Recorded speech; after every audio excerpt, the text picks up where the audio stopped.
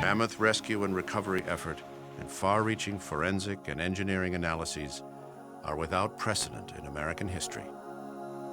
Engineers, architects, and scientists would have to fashion sense out of madness.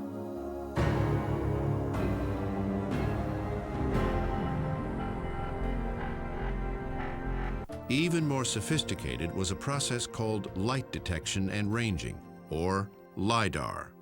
By early afternoon on September 15th, this Piper Navajo Chieftain aircraft, equipped with lasers, gathered data from a vantage point 5,000 feet above the disaster site.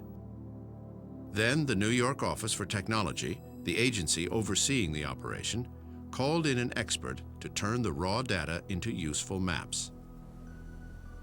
We got a call saying, "You're the only operational environment in town. Get your staff together and start making maps." For more than 7 years, Dr. Sean Ahern has been mapping every square inch of New York City from the sky. Suddenly, his work was a matter of life and death, because rescue workers could use his maps to safely find their way around Ground Zero.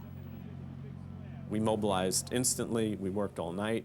The next morning, we literally took 3 of our computers with the New York City database on board, loaded them into a police cruiser, went down and set up what would be the seed for a very significant mapping operation, which would grow to some 30 computers. It's a really professional mapping operation. To generate a LIDAR map, an aircraft equipped with lasers flies over the site. The laser fires at the ground surface.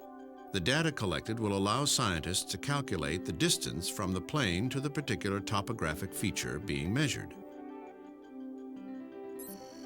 Millions of these points are plotted on a computer and joined to form a visual representation of the surface, accurate to within 6 inches in height. It became a particularly important tool because at the wavelength that the laser fires, the smoke is transparent. So this was the first unimpeded view of the entire site. I still remember vividly, we printed one of these maps out. It was about 40 by 50 inches. I brought it into the command center. I had a group of firemen around me, and I rolled it out on the floor. Pretty soon, it didn't take long. They were able to interpret this image and relate it to their on-the-ground experience. For the first time, the actual scope of the disaster was visible, and firefighters could better orient themselves. The north tower is right here. You see, you just have that shell of the facade.